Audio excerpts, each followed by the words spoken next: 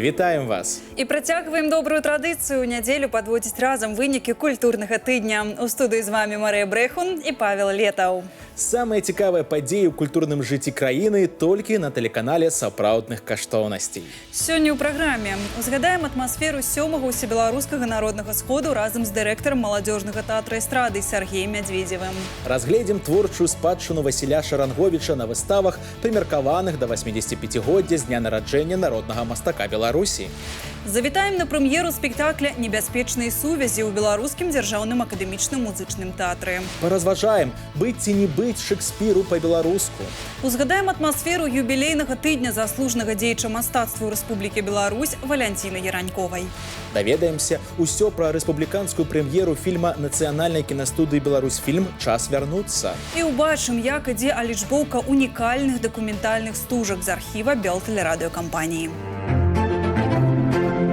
І пачнем праграму з віншаванняў. У праваслаўных вернікаў сёння вербная нядзеля, свята, якое адзначаецца за тыдзень да Велікадня. У гэты дзень тысячы прахаджан асвячаюць у храмах галінкі вярбы, якія на працягу ўсяго года будуць упрыгожваць абразы і чырвоныя куты. Са святам звязана шмат прыказак і прымет. Кажуць, напрыклад, што вербная нядзеля вызначае надвор'е і на Велікдзень, і на ўсё лета. А надвор'е сёння сонечнае, таму будзем спадзявацца на цёплае лецейка. Час выбраў нас. На гэтым тыдні ў Мінску прайшла галоўная палітычная падзея года – 7-й усебеларускі народны сход. Форум аб'яднаў прадстаўнікоў усіх слаёў насельніцтва і сфер дзейнасці і вызначыў вектар развіцця краіны на бліжэйшую будучыню. Сярод дэлегатаў схода і дзеячы навукі і культуры. Пра атмасферу, што цягам 2 дзён панавала ў Палацы Рэспублікі, актуальныя пытанні і шляхі іх вырашэння, што агучваліся дэлегатамі, падзяліўся з нашай калегай Ганнай Панцялеевай дырэктар маладзёжнага тэатра эстрады Сергей Мядзведзеў. Сергей Владимирович, приветствуем вас. На днях в Минске завершило работу 7-е Всебелорусское народное собрание. Какие вопросы на нем были подняты и какие пути их решения? Узко рассматривались два вопроса. Во-первых, организационная система работы и устройство Всебелорусского народного собрания как уже конституционно определенного органа. Поэтому в первый день мы занимались работой по избранию председателя Всебелорусского народного собрания, его заместителя, по составу и работе президиума. То есть это была организационная работа, это был очень глобальный, очень подробный доклад главы государства.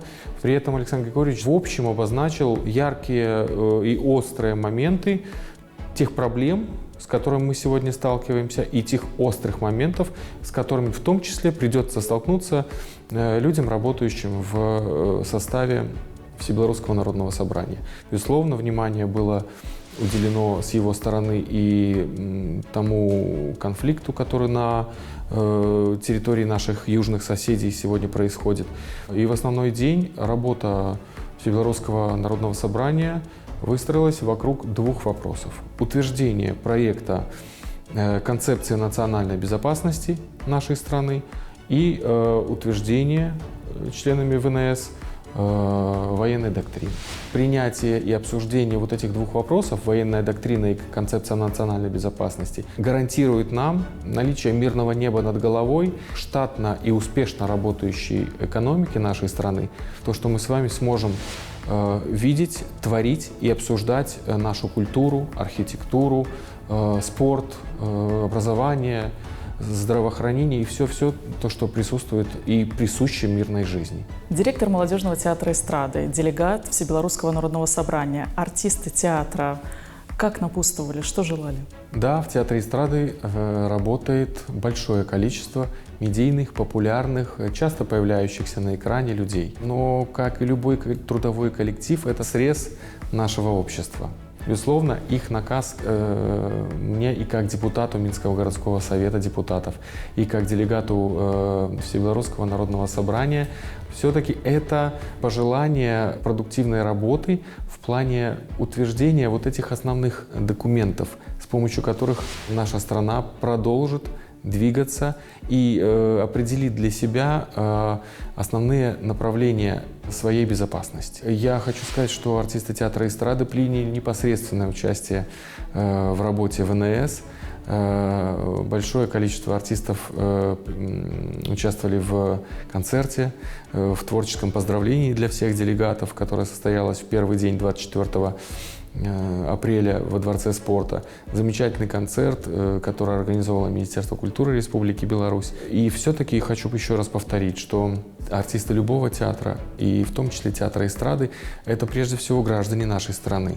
И они живут проблемами нашей страны. У них те же чаяния, что у работников нетворческой сферы. Поэтому они верят в то, что вот этот вновь образованный конституционный орган сможет обеспечить большую защищенность каждому жителю страны. Какая атмосфера царила эти 2 дня во Дворце Республики? Атмосфера, царящая вот эти 2 дня, когда проходило собрание, она особая. Во Дворце Республики находятся представители всех направлений жизнедеятельности страны. Это военный, силовой блок, это представители образования, здравоохранения, культуры. И, кстати, культура очень достойная и очень широко была представлена. И от театра эстрады уважаемый и Василий Петрович Раинчик, народный артист Беларуси, и многие другие наши артисты, они принимали участие в концерте, а непосредственно в заседании ВНС представляли знаковые фигуры сферы культуры. Это руководители государственных театров, и Большого театра, Купаловского, и театра эстрады, наши выдающиеся заслуженные народные артисты, и Владимир Громов, Ирина Дорофеева, Алена Ланская, Василий Петрович Раинчик. Сфера культуры приняла активное и деятельное участие в заседании нынешнего собрания, и я уверен, что мы сможем еще сказать свое слово и задать свои вопросы, которые беспокоят сферу культуры, и поставить их и перед всем собранием, и перед президиумом ВНС, и перед главой государства. У Нацыянальнай бібліятэцы Беларусі на гэтым тыдні адзначылі сусветны дзень кнігі і аўтарскага права і міжнародны дзень інтэлектуальнай уласнасці. З нагоды свята ва ўстанове зладзілі культурна-асветніцкую акцыю майстры беларускай культуры Уладзімір Саўчык, прысвечаную творчасці кампазітара. Падчас мерапрыемства адбылася перадача праў на выкарыстанне лічбавых копій рукапісаў, нот і кніжных выданняў аўтара ў інфармацыйных рэсурсах Нацыянальнай бібліятэкі Беларусі. Дамову падпісала сям'я кампазітара. В рамках этой акции мы всегда говорим слова благодарности тем авторам и правообладателям, которые приняли для себя решение передать права на использование объектов авторского права в библиотеке. Это очень важно для нас, и мы очень горды тем, что они выбирают именно Национальную библиотеку для того, чтобы передать эти права, потому что библиотека, в принципе, призвана для того, чтобы хранить эти документы вечно, и, естественно, мы эти документы сохраним для наших потомков. Таксама ў Алмазе ведаў прэзентавалі сны аб Беларусі. Гэта выставачны праект, прамеркаваны да 80-годдзя вызвалення Беларусі ад нямецка-фашысцкіх захопнікаў і 85-годдзя з дня нараджэння Васіля Шаранговіча. Творчае жыццё народнага мастака Беларусі заўсёды было цесна пераплецена з гісторыяй краінай. Таму не выпадкова, што назва выставы адсылае да слоў беларускага песняра Янкі Купалы «Мне сняцца сны аб Беларусі». Экспазіцыя дэманструе калекцыю ілюстрацый да кніг. У галерэі «Ракурс» можна, напрыклад, знайсці вобразы герояў да энцыклапедыі беларускага жыцця паэмы «Новая зямля». У работах дакладна увасоблены характары персанажаў і нацыянальны каларыт.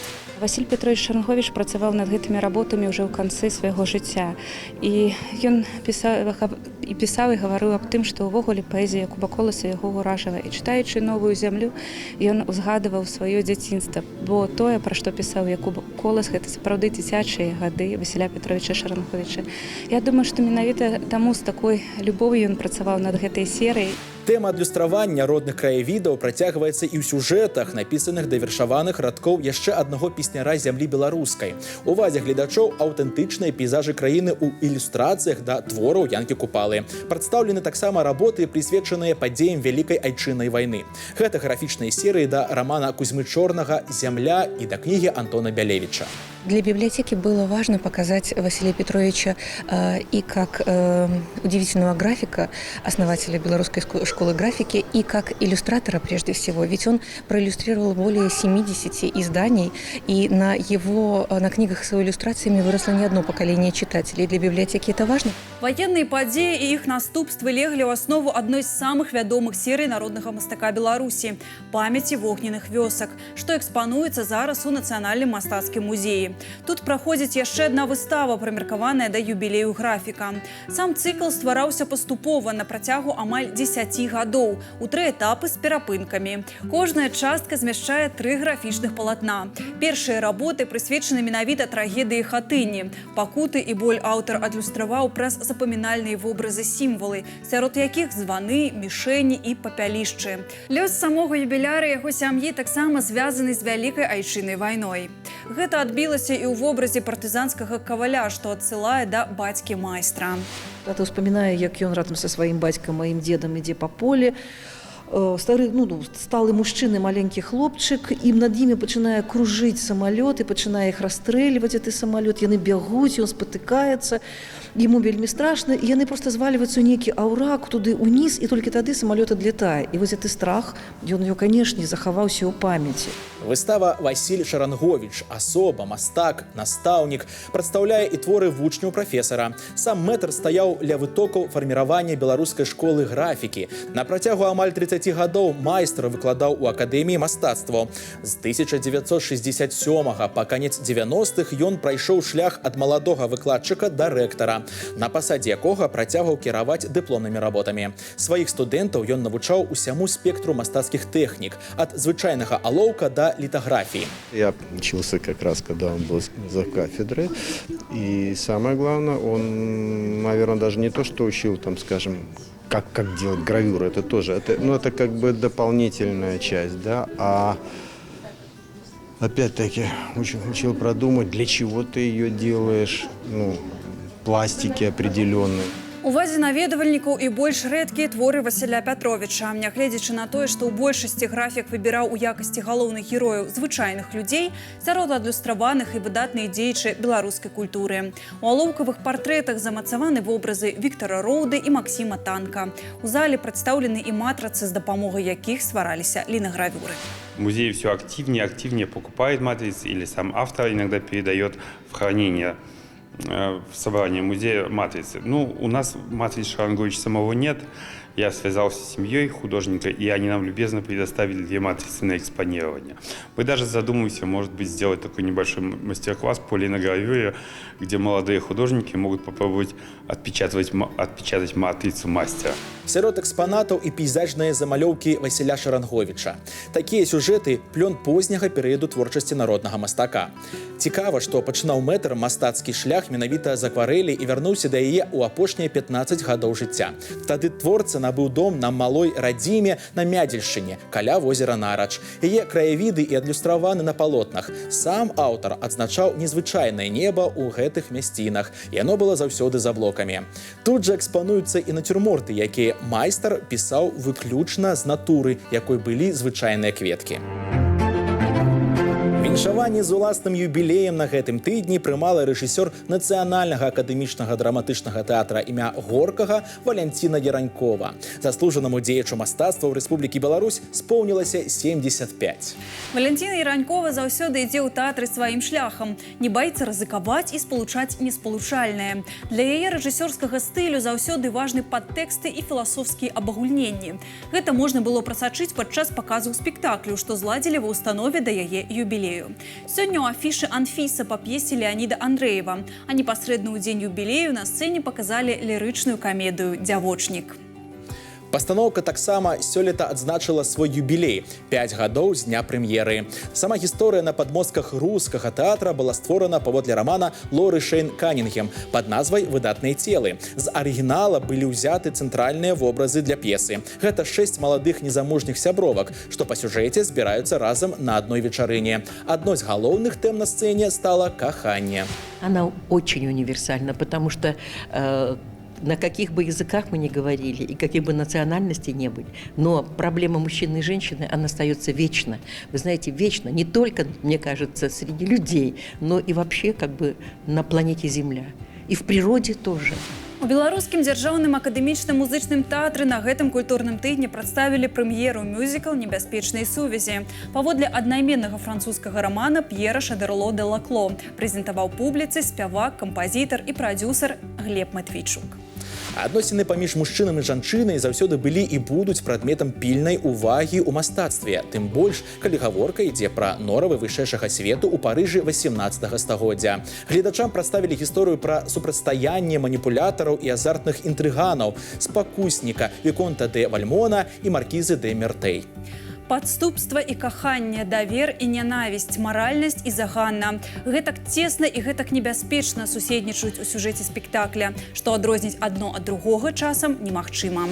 Это такая вечная тема любви, которая в искусстве всегда присутствует и очень любима писателями, поэтами, музыкантами, творцами.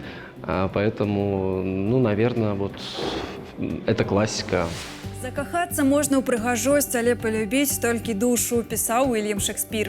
На гэтым тыдні споўнілася 460 год з дня нараджэння вялікага паэта эпохі адраджэння. Пра жыццё драматурга да нашага часу дайшло вельмі мала звестак. Не захавалася ні перапіскі, ні яго дзённікаў, ні ўспамінаў, ні рукапісаў. Ёсць толькі некалькі дакументаў, у якіх згадваюцца абставіны жыцця. Творчая спадчына Шекспіра – гэта 154 санеты, 38 п'ес, 4 паэмы і 3 эпітафіі атрымала шырокае літаратурнае, філасофскае і сцэнічнае тлумачэнне. Убачыў рукапісы перакладаў твораў класіка і ўвасабленне яго «Ромео і Джульетта» у Нацыянальным акадэмічным тэатры імя Янкі Купалы і наш карэспандэнт Алесь Мойскі. Быць ці не быць Шекспіру па-беларуску задаліся пытаннем айчынныя перакладчыкі амаль 100 гадоў таму. Быць, як кажуць, дакументы, кнігі і пастаноўкі сучасных тэатраў. Гісторыя твораў Вільяма Шекспіра на беларускай мове сёння адлічваецца ад перастварэння Гамлета Юркам Гаўруком, што пабачыла свет у 1935 годзе. Акрамя яго рукапісу, нядаўна быў знойдзены і пераклад Івана Краскоўскага 1929, які яшчэ патрабуе даследаванняў. Досыць вялікі архіў Юрыя Павловича Гаўрука у музеі захоўваецца, гэта цэлы комплекс. Так, ёсць фрагменты перакладу і Гамлета, і караля Ліра непасрэдна ў перакладчыцкім стварэнні. У 1963 годзе Юрка Гаўрук сам асабіста піша зваротна імя міністра культуры Кісельова аб уключэнні ў выдавецкі план перакладу Гамлета. І, як вядома, як вынікае з выдавецкіх дат, у наступны год сапраўды гэты твор быў уключаны і пабачыў свет асобнай кнігай. Санеты Шекспіра вядомы ў перакладах Уладзіміра Дубоўкі, Рыгора Барадуліна і таго ж Юркі Гаўрука, які перакладаў і драмы Антоній Клеапатра, Канец справе вянец, Атэла, Кароль Лір, Сон у летнюю ноч. Сёння з асабістымі рэчамі перакладчыка можна пазнаёміцца ў Дзяржаўным музеі гісторыі беларускай літаратуры. Вялікая творчая праца была звязана і з Нацыянальным акадэмічным тэатрам імя Янкі Купалы, і якраз аб гэтай творчай працы сведчыць і аўтабіяграфія, якую ўласнаручна ствараў Юрка Гаўрук, і яго характарыстыкі, якія пісаліся ў розных установах, і, напрыклад, даведкі аб тым, якую пасаду займаў, як працаваў памочнікам рэжысёра ў тэатры, і, напрыклад, пратаколы філалагічных камісій, уласна, якія рыхтавалі да друку пераклады Гаўрука. Адзін з самых вядомых твораў Шекспіра, «Ромео і Джульетта», перакладалі Кандрат Крапіва і Язэп Семяжон. Сучаснікі таксама звяртаюцца да твораў пісьменніка-юбіляра. І Ксенія Даніленка пераклала п'есу для спектакля паводле «Ромео і Джульетты» Нацыянальнага акадэмічнага тэатра імя Янкі Купалы.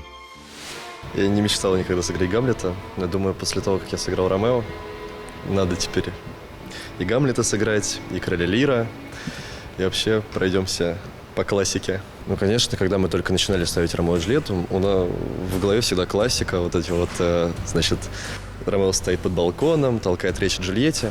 А по факту же театр – живой организм. Театр всегда должен видоизменяться, трансформироваться, он не может стоять на месте. Цікава, што ў галоўных ролях з шекспіраўскім словам па-беларуску на сцэне працуюць акцёры з Расіі, якія скончылі інстытут сучаснага мастацтва ў Маскве. Для дакладнага вымаўлення яны працавалі дадаткова, бо роль Ромео і Джульетты – мара кожнага прафесійнага акцёра. У нас было приблизительно полгода, чтобы как-то подготовиться уже к данному произведению, вообще к белорусскому языку. И, конечно, изначально это было суперсложно, потому что язык не из легких. Действительно было тяжело, потому что Шекспир сам по себе очень сложный автор, и переводя на белорусский язык, это удваивается. Поэтому работа была колоссальная, и я считаю, что мы справились и продолжаем справляться. Своей нелюдской сваркою вы третий раз порушили спокой веронских вулиц. Ты Капулети и ты Монтель. Вы третий раз, шановных горожан, примусили забыть свою поважность и зброю ржавую в руки взять, кабачую ворожность надковать. Асучаснення трагедыі Шекспіра зрабіў рэжысёр Даніл Філіповіч, які вывеў на сцэну разам з народнымі і заслужанымі артыстамі свой акцёрскі курс з каледжа мастацтваў. І хоць у канцэпцыі пастаноўшчыка Монтэкі Капулеці варагуюць закветкавы бізнес у антуражы савецкай эпохі, але гэта пастаноўка па-за часам. І збольшага тэкст Шекспіра застаецца ў спектаклі, а праблема бацькоў і дзяцей выходзіць на новы ўзровень.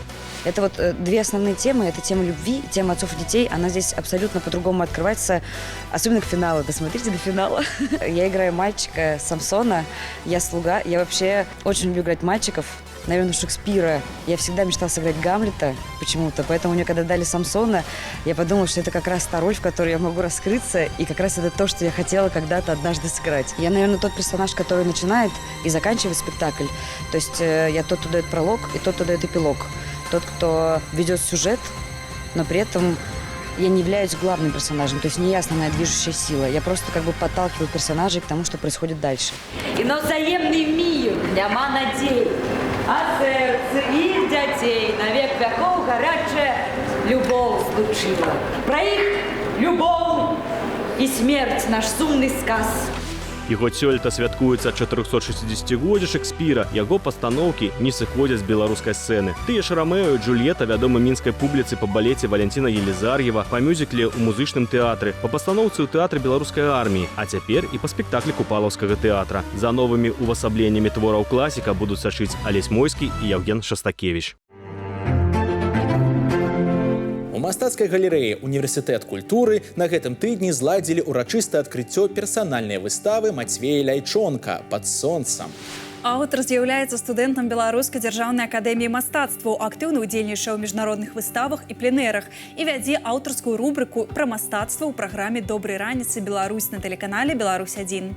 У экспазіцыі прадстаўлены буйнамаштабныя творы майстра ў тэхніцы акварэль, алейныя этюды і графічныя работы. Каждый ремесленник-художник должен уметь рисовать. Мы сейчас не говорим про искусство начала, середины, конца 20 века, когда оно выходит на абсолютно другую грань деятельности. Мы говорим сейчас про мастерство. И железная техника означает в первую очередь это самое мастерство. То есть то же самое, что для журналиста слово, для художника это штрих или пятно. И этому тоже надо учиться долгие годы. Час вярнуцца.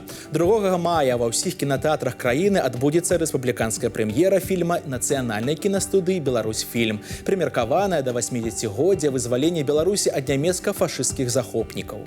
Фільм заснаваны на рэальных фактах і расказвае пра падзеі, якія папярэднічалі аперацыі «Багратыён» і вызваленню Беларусі. Протатыпы галоўных герояў таксама рэальныя людзі, камандзіры і байцы партызанскіх атрадаў, прадстаўнікі розных народаў СССР, якія змагаліся на нашай зямлі.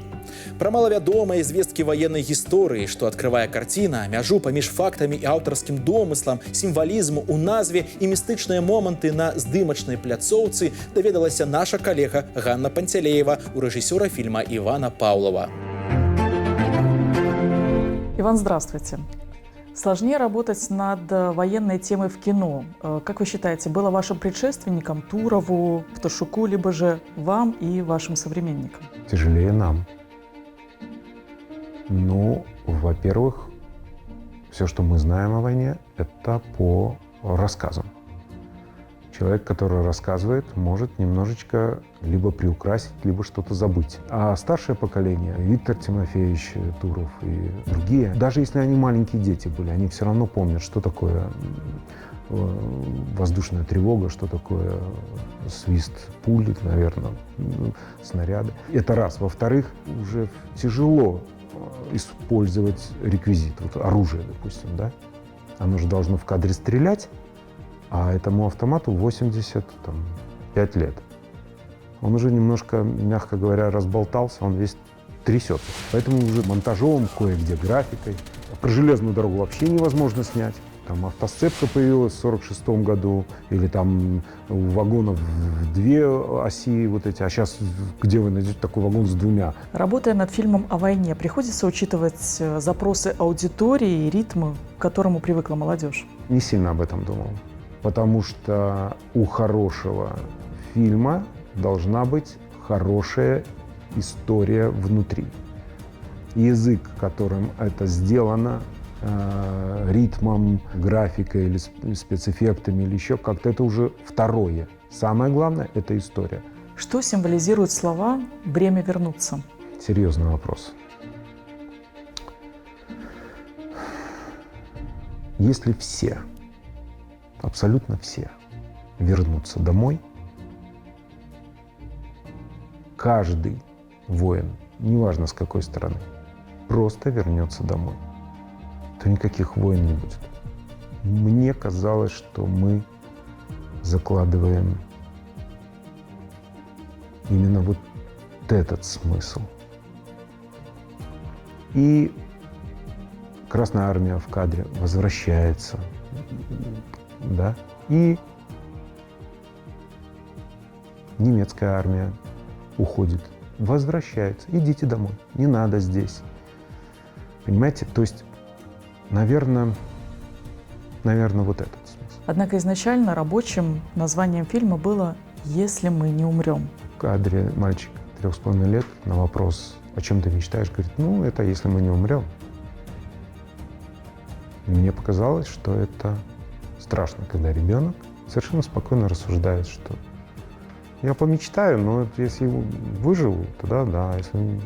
Так вот, если мы не умрем, то мы сделаем все. Мы сделаем счастье близким, счастье на этой планете. Не знаю, мы откроем новые миры. Работу над картиной вы начали 23 июня, в день начала операции «Багратион». Какими еще знаковыми моментами была отмечена работа над картиной? Был момент, когда снимали сцену. Яська, героиня, там единственная выжившая в деревне. Ее подводят к малышу, которого нашли потом, уже после того, как немцы уничтожили всю деревню. И Яська берет этого ребенка, девочка первый раз в жизни брала ребенка вообще в реальности на руки. И мы там немножко, конечно, схитрили, потому что сама бы она не подняла его. И появилось солнце сзади. Она осветилась сзади так, что ребенок, лежащий на лафете пушки, дети не должны лежать на лафетах пушек. Но вот так получилось. И она держит, и солнце появилось. Вот это самый главный знак. Все, я понял, что все получится именно на правильном пути. В чем картина стала самой сложной из всех ваших работ? Во-первых, это какая-то ответственность перед моим дедушкой, перед ветеранами. И монтажно-тонировочный период был сложный. Я не тот режиссер, который уверен в себе на 100%. Я прислушиваюсь к мнению тех, кто рядом. То, что некоторые сомневались, это было для меня тяжело. Вот. А в принципе команда работала очень хорошо. Каскадеры, группа работали очень хорошо. И достаточный процент задуманного удалось сделать. Какие, возможно, малоизвестные факты открываются нам благодаря вашей картине? Я думаю, что молодежь не очень знает, что при операции «Багратион» одним из важнейших был вот этот вот прорыв через болото, который сделали совместно с Красной Армией, с инженерно-саперными войсками. Учитывая, что мы не документальное кино, а художественное, мы так намеком показали, как это строить. Но, в принципе, это был очень такой серьезный и подвиг тоже, и переиграли. Немцы же ведь даже не представляли, что здесь может быть наступление. Там за несколько дней до наступления там какой-то главнокомандующий немецкий вообще в отпуск уехал. Если молодежь вот этот момент узнает, что не обязательно силой, а иногда нужно и хитростью или там умом, то вот этот момент мы показали. И мы показали, что партизаны, которые были на территории Беларуси, ведь у нас же там в финальном кадре узбек, белорус, еврей, то есть это многонациональный состав. Так вот, они смекалкой своей помогли решить вот такой вопрос. «Время вернуться» основано на реальных событиях. Однако где пролегает граница между реальными фактами и авторским вымыслом? В реальности вот Казбек Мамадалитов-Палдыев и его друг Иван Рыльков, мы его переименовали Райков, нам показалось, что рай интереснее, да? Вот мы придумали, что он любит мосты строить. Я не знаю, по-моему, на железной дороге он работал, Рыльков. Рыльков погиб, Казбек остался жив, и мама осталась жива. Там еще долго-долго этот Мамадалитов-Палдыев ездил сюда, в Беларусь, ее возил туда, в Ташкент. Но мы в кадре. Маму убивает немец на глазах у сына. Не было такого. Но, мне кажется, это один из ужасов войны, когда сын ничего не может сделать. И это, конечно, художественный такой прием и для того, чтобы зритель испытал какие-то эмоции, сопереживания героям. Знаю, что во время съемок никто не пострадал, но случались ли опасные моменты? Очень хорошо работала группа каскадеров во главе с Романом Королевым. Они очень самоотверженно этому отдавались. Мы, допустим, вот нам нужно было найти болото. Мы объездили много болот, ведь нам надо было болото, по которому можно пройти. И так хорошо пройти. Не то, что 2 шага. И вот каскадеры проверяли, по-моему, 8 болот проверяли. И Березинский заповедник нам помог. Мы нашли там такое красивое место. Сцена побега из лагеря была в 3 местах, по-моему, снята. Она на турплощадке, там обрыв на Вилейке, потом еще какой-то карьер. Но когда переплывали реку, там массовку все-таки взяли. И какой-то человек сказал, что он плавает. Он 2 метра проплыть не смог, и каскадеры его спасли. А так, слава богу, при взрывах, при стрельбе травм сильно не было. Ну и это хорошая подготовка перед съемкой. Какие слова скажете зрителям перед премьерой? Очень хотелось бы, чтобы вы, зрители, испытав искренние эмоции, неважно, отрицательные, положительные, вы бы это как-то передали какой-то энергии нам, мы почувствовали. Потому что не для себя кино делаем, для зрителей, для молодежи, для старшего поколения. Просто для того, чтобы человек немножко ощутил весь этот ужас, который был. Прэм'ера карціны – гэта яшчэ і падарунак усім аматарам сінема ў юбілейны для беларускага кінематографа год. Сёлета айчыннаму кіно спаўняецца 100 гадоў. Да значнай даты ў краіне праходзіць рэспубліканскі фестываль «Кінавек». У яго праграме 33 карціны. Ад самай першай стужкі вытворчасці Белдзяржкіно да леташніх навінак нацыянальнай кінастудыі «Беларусьфільм». Паказваў юбілейны год рэтраспектыву дакументальнага кіно з залатога фонда белтэлерадыёкампаніі і тэлеканала «Беларусь-3». Пазнаёмілася з архіўнымі кадрамі і я. Як рыхтуюць стужку «Біяграфія маёй рэспублікі», што выйдзе ў эфір 27 мая у наступным рэпартажы. Кожны з нас калі-небудзь глядзеў дакументальныя фільмы. А ці задумваліся вы, які шлях праходзіць стужка перад тым, як мы пабачым кадры ў тэлеэкранах? Сёння мы пра гэта даведаемся. 6-серыйны хранікальны дакументальны фільм «Біяграфія маёй рэспублікі» расказвае пра асноўныя этапы гістарычнага развіцця Беларусі. Кінакарціна ўключае ў сябе 6 серый, кожная з якіх доўжыцца прыкладна гадзіну. Рэжысёр Виктор Карпилов. Мы говорим сегодня о документальном фильме «Биография моей республики». которая была создана, этот фильм был создан к 50-летию образования БССР. Это 1968 год. Он был снят на кинопленке. Кінакарціна створана з дапамогай 35-міліметровай стужкі. Гэта азначае, што гук і выява запісаны разам. Фільм быў створаны ў двух варыянтах – на беларускай і рускай мовах. Першапачаткова да эфіру рыхтуецца беларускамоўная версія. Что не кадр, то уникальный, потому что это наша история. И там было приобретено Белтелерадиокомпанией, в те годы были приобретены хроникально-документальные кадры, которые на сегодняшний день имеют сверхценность. Это наша история, которая зафиксирована на кинопленке. 1968 год. Можем представить, сколько всего интересного, причем фильмы были от начала образования БССР серии до послевоенного времени, вот этот вот период. Каждый раз, просматривая этот фильм, я для себя все время открываю какие-то новые кадры. Яшчэ да пачатку працы стужка знаходзіцца ў архіве. Адтуль трапляе да фільмаправершчыкаў. На спецыяльна абсталяваным стале ідзе карпатлівая праца. На пленке могут быть, так как она еще может быть очень старой, там 80-х, 70-х годов, мы можем увидеть там склейки очень маленькие, заметить сколы. Сколы от того, что, знаете, она все-таки изнашивается, и из-за этого нужно быть предельно внимательным и очень медленно просматривать. Склейки мы обрабатываем от пыли, для этого у нас есть специальный спирт, специальные тряпочки. Ну и все, отматываем, смотрим внимательно.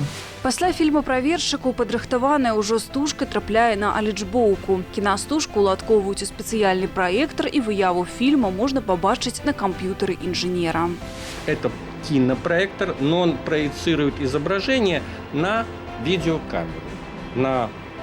И вот это вот видеоизображение уже с видеокамеры, оно оцифровывается с помощью специального, естественно, оборудования.